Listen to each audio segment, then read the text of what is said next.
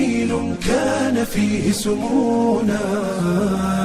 كانت به أمجادنا. sababka hidaayadaada sida aad noo sheegtay waxay ahayd qur-aanka sheekh waxa inoo sheegtaa sida qur-aanka ku bilowda aan ula mucaamilood kitaabka Allah subxaanahu wa tacaala. su-aashan inay weys aada ugu faraxsanaa maxaa yeelay qur-aanka saameyn weyn ayuu ku leeyahay dadka siyaabo kala duwan qaarkood maqal qaarkoodna akhrin aniga wuxuu igu saameeyey akhrinta haddaba waxaa dhacay aan kuu sheego aabahe ayaa wuxuu igu dhahay waxaan la sameynaynaa ganacsi nin masaari ah markaasaa ku dhahay hagaag wuxuu igu dhahay muslim markaasaa ku dhahay muslim kuwaasi ganacsigan lama sameynayno maxaa yeelay ilaah ma rumaysano aabahe igu dhahay u kaadi shuruud ayaa wataa ayaa ku dhahay shuruud maxay tahay waa inay ahaataa maalinta la kulankeena maalinta axadda ah marka aan kaniisada ka imaado kadib jaajka markaas waa inaan soo xirtaa koofideeda ee ku qorneed ciise waa ilaah ee ku qorneed maalintii waa la kulmay waaba nin wanaagsan sida noloshiisa ka filayay maysan ahayn ninka waa dhar caadi ayuu wataa waaba nin caadi ah xitaa bidaar ayuu leeyahay yuusuf ase saaxiibkii su-aal ayay weydiiyey ilaa uu ka dhaho wax walba qur-aanka ayaa laga helaa qur-aanna wuu u hadiyey kitaabka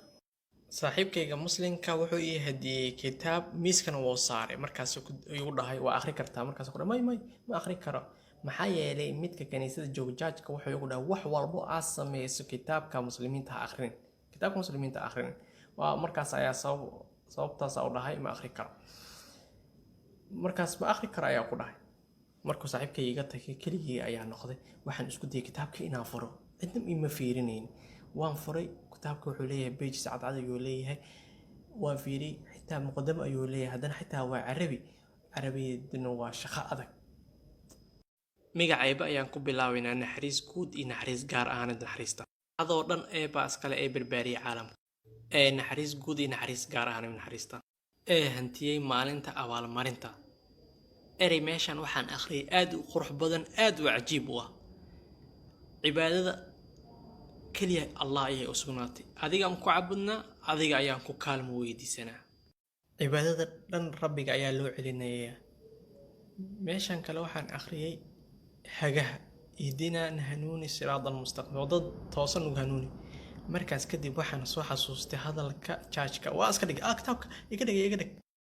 laga yaabay dib inaan ka akhriyo laga yaabay waxaan rabaa inaan Bible-ka ka hadlo maanta ee sida fariinta Bible-ka ay ku timid waxaan isku dayaynaa inaan wax fara badan sheegno bristiga Bible-kooda uu ka duwan yahay Catholic markii bristiga loo fiiriyo aad ayuu u balaaran yahay Bible-kooda asaga wuxuu haystaa Bible kala duwan aabahay wuxuu haystaa Bible kale xaaskayga sidaas la mid ah waxay haystaa Bible kale aniga waxaa haystaa mid kale qof walba wuxuu ku dooday anigana mida Bible-kii ayaa fiican 4 ilaa 5 ayaa miiska wada saaran Bible kala duwan qof walba wuxuu ku doonaya kiiga fiican qof walba wuxuu ku doonaya kiiga fiican meeshii dood ayaa ka furantay saaxiibkayga muslimka ayaa fiiri dhinaca kale u jilaacsaday wana daawanay sidaan oo kale u fadhiya markaas dhagiisu milacsaday ay su'aal weydiiyay waxa ku dhahay imisa noocood oo quraanka ayaad haysataan waxay ku dhahay hal kitaab hal kitaab oo kaliya ayaan ku dhahay cajiib markaa kadib guriga ayaan ku soo laabtay guriga ayaan soo galay keligii ayaa isla hadlay kadib saaxiibkay ayaa ku tagay waxa ku dhahay inaan muslim ayaa u baahnaa inaan shahaadateynka inaan qabsado ayaa u baahnaa markaas uu igu dhahay u kaadi alaab oo haystay ayuu wax kala soo baxay markaas waxay ka bacdi xaaskayga ayaa timaaday oo xijaaban waxay dhahday aniga sidoo kale diyaar ayaan u ahay inaan muslimo markaa kadib aabahe ayaa diinta soo galay isla subaxda shahaadateynka ayaa qabsanay kadib wadaadadii kristaanka dhammaan bristiga ayaa markaas